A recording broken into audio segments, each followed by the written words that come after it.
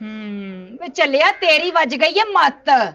ਤੈਨੂੰ ਲੱਗਦਾ ਕਿਸੇ ਨੇ ਪੁੱਠਾ ਸਿਗੜ ਪਿਆ ਛੱਡਿਆ ਵੇ। ਚੁੱਪ ਕਰਕੇ ਨਾ ਨੁਕਰੇ ਹੋ ਕੇ ਬਹਿ ਜਾ।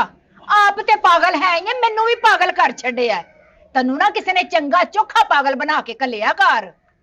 ਓਏ ਅੰਮੀ ਪਰੇ ਹੋ ਗਏ ਤੇ ਮੈਂ ਬਹਿ ਜਾਣਾ, ਲੇਕਿਨ ਮੇਰਾ ਯਕੀਨ ਕਰ ਲਾ ਮੈਂ ਫਿਲਮ ਡਾਇਰੈਕਟਰ ਹੋ ਗਿਆ।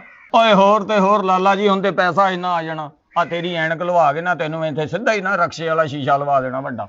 ਓਏ ਓਏ ਮੇਰਾ ਲਾਲਾ ਭੱਜਾ ਫਿਰੇਗਾ ਪਿੰਡ ਦੇ ਵਿੱਚ। ਆਏ ਆਏ ਆਏ। रक्शे का शीशा लवा देगा। मेरे को नहीं 6-6 सवारियां ढोइयां जानियां। मेरा ते अपना गाना हिट हो गया ते तेन मैं वाल वाली विग लवा देंगा खुसरे वाली। ठीक है लाला। ਚੱਲਿਆ ਚੁੱਪ ਕਰਕੇ ਬਹਿ ਜਾ। ਤੇਰਾ ਤੇ ਬੇੜਾ ਚੱਟ ਹੋਇਆ ਹੀ ਆ, ਉਸ ਫਿਲਮ ਪ੍ਰੋਡਿਊਸਰ ਦਾ ਵੀ ਬੇੜਾ ਗਰਕ ਕਰਨਾ ਹੀ। ਲਾਲਾ ਲਾਲਾ ਤੇਰੇ ਛੋਟੇ ਭਰਾ ਨੂੰ ਨਾ ਫਿਲਮ ਚ ਉਹਨੇ ਡਾਂਸ ਮਾਸਟਰ ਰੱਖ ਲਿਆ ਵਾ। ਹੁਣ ਮੈਂ ਲੜਕੀਆਂ ਨੂੰ ਨਾ ਉੱਥੇ ਡਾਂਸ ਦਿਖਾਇਆ ਕਰੇਗਾ।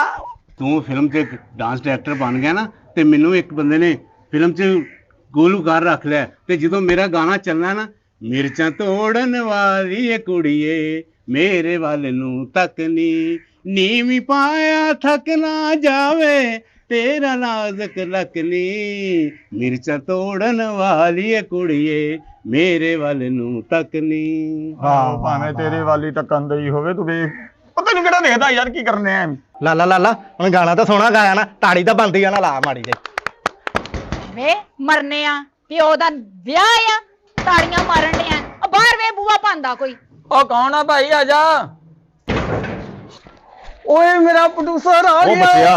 ਉਹ ਮੇਰਾ ਪ੍ਰੋਡਿਊਸਰ ਆਇਆ, ਉਹ ਮੇਰਾ ਪ੍ਰੋਡਿਊਸਰ ਆਇਆ। ਉਹ ਪੁੱਤ ਹਲੇ ਕਾਮਯਾਬ ਹੋਣਾ, ਫਿਲਮ ਹਿੱਟ ਹੋਣੀ ਆ ਤੇਰੀ ਹਲੇ। ਓਏ ਮੈਂ ਸਦਕੇ ਜਾਵਾਂ। ਸਲਾਮ ਅਲੈਕਮ ਭੈਣ ਜੀ। ਵਾਲੇਕਮ ਸਲਾਮ।